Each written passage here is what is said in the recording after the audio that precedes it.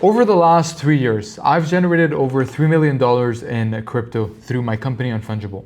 We've worked with over 250 clients whose current market cap sits at over $10 billion as we speak. And this sheet that you see right here has been one of the most important things that I've been tracking in my business that has contributed to the growth of the business, but more importantly, the profitability of the business. And if you are anything like me, you've probably noticed how running a business in crypto, how chaotic it is. For example, in my case, the only thing that would dictate whether or not I would give a bonus to my team, whether or not we would hire the people that my team would like to hire, we would try these new initiatives, we would do these risky bets, was completely dependent on the state of the market and the state of the business. Is the market doing well? Is revenue up? Is revenue down? It was a very emotional and reactive way at tracking finance, but also allocating resources within the company. This is something that I see very often in crypto. Most of the companies that are building in crypto are very well funded. They've raised millions and millions and millions of dollars. But the reason they go broke after a couple months is because of resource allocation or the absence of it. And this sheet that I have right here really shows you with impeccable accuracy the health of your business. This is called the finance sheet.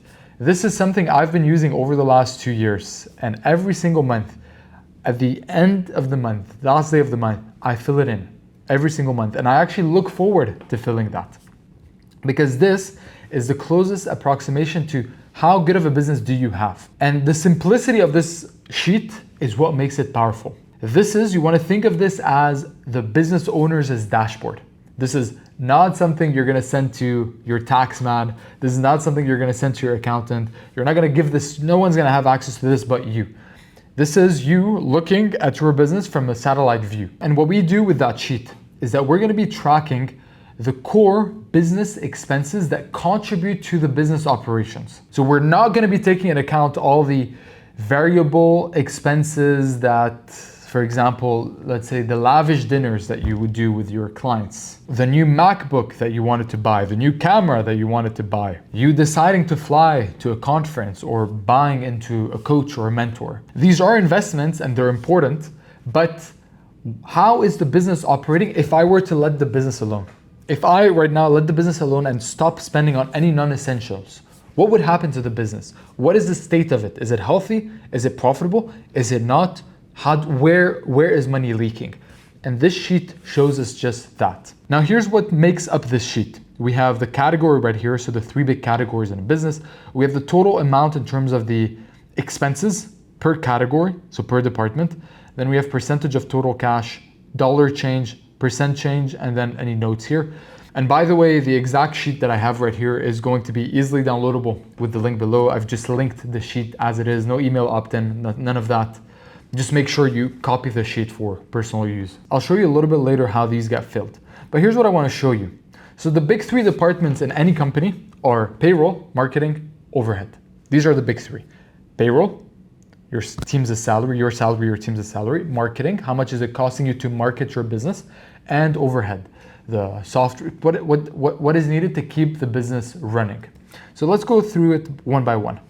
So payroll is all the team's salary, excluding sales or BD if you have a sales or BD team. The reason why I exclude sales or BD is because these are oftentimes roles that are not on salary, they are on commission.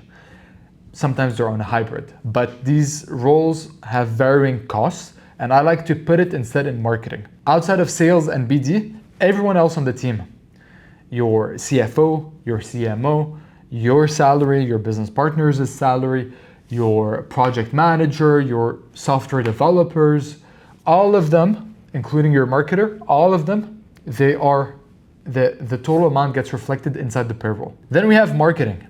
That is the exact amount you paid in your business to make yourself known. This right here includes content. So let's say you're hiring any content agency for your content. If not, I would put that in payroll. But let's say you're outsourcing some content.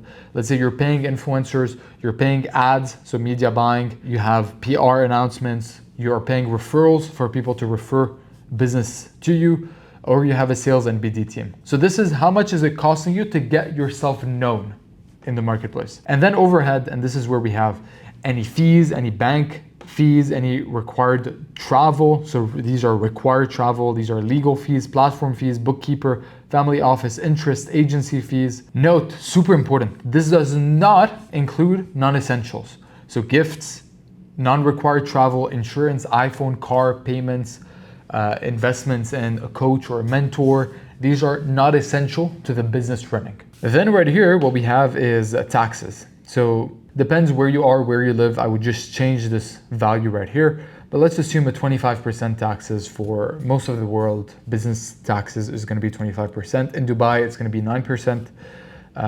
And the way I like to do taxes is I like to, at the end of every month, I just like to put the money aside. Just put the money aside in a separate account and then not have a surprise and have to find myself selling assets or firing people just because I have to make taxes. So this is how I would plan for taxes ahead of time. Now let's take an example. Let's say the total revenue for the month was $100,000.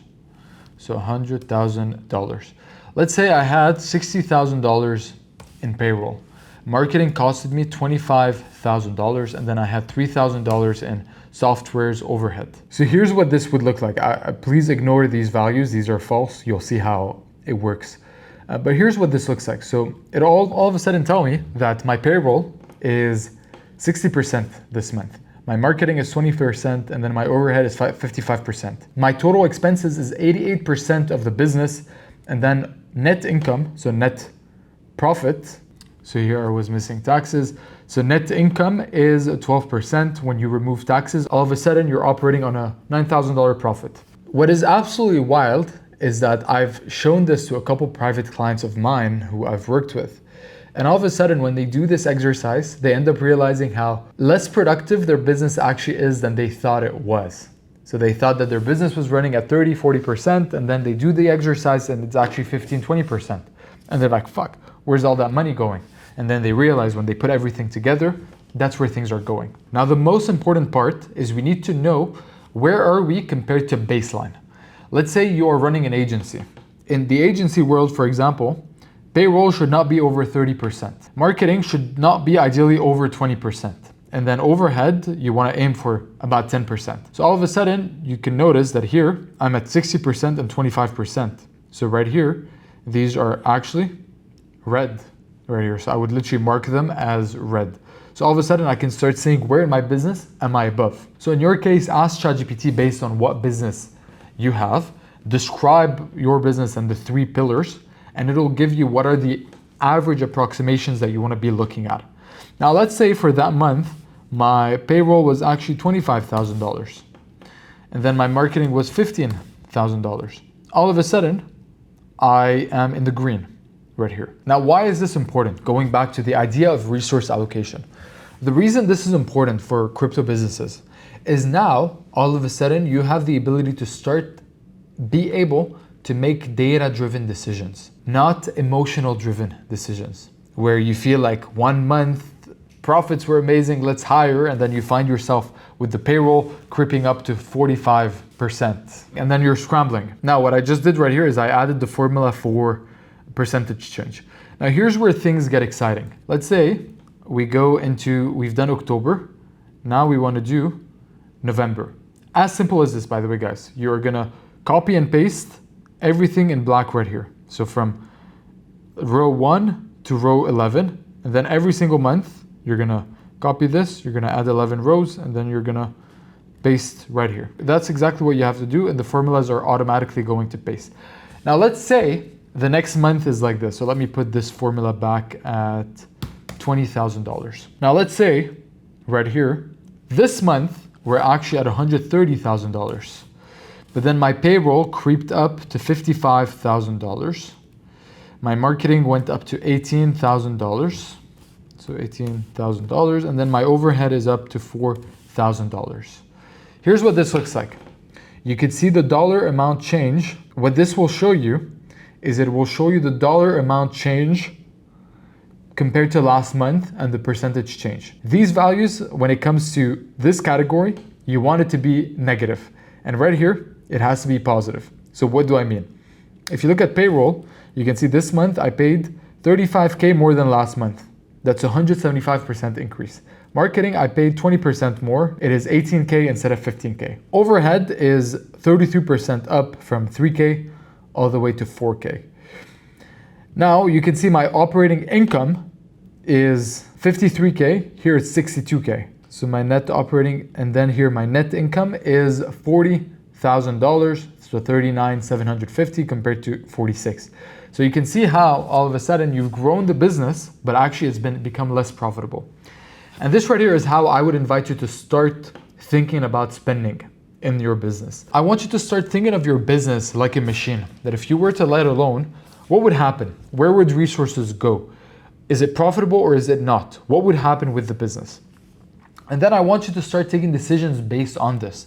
So you can say like, okay, wow, my payroll is actually very high. What do I need to do? Do I have maybe some B or C players that I've been keeping around just because, and I can give more capacity to my A players? Perhaps. This allows you to have these conversations. In marketing, for example, at Unfungible with overhead, at some point we realized that overhead was like creeping up every single month. We were adding $500, $500, $500 every single month that we're adding on top of each other. So when I was seeing that number creep up, it prompted me to go and look at my expenses. And it turns out my team was subscribing to certain softwares that we were still subscribed to 6 months after that we were no longer using. We had this, we had that. And this prompted me to do a big cleanup of expenses. We actually ended up saving like $2,000 per month just off softwares. So this right here is the power. What you would do right here is you would just change the date. You put November, you press on the first of the month. And here in the notes, for example, you can put notes to say like, I had to hire 2 new devs for a big contracts that we have coming up. So you could use, so that's how I would use the notes section. And yeah, the goal is to get these numbers negative. Now let's say we are to do just for example's sake, we bring this down and then our payroll is actually $15,000. Here, this is $12,000 and then my overhead is $2,000. You can see all of a sudden, these values are down, which is good. That's what you want. Now, ideally what you would want is you would want the expenses to be negative and then the profits, so the income, to be positive, bigger than last month is. This right here is the CEO finance sheet. I can't stress enough how important this has been for my business. There's actually gonna be a link below this video with that exact sheet right here. It's gonna be available for you. And I look forward to seeing you in the next video. Cheers, bye-bye.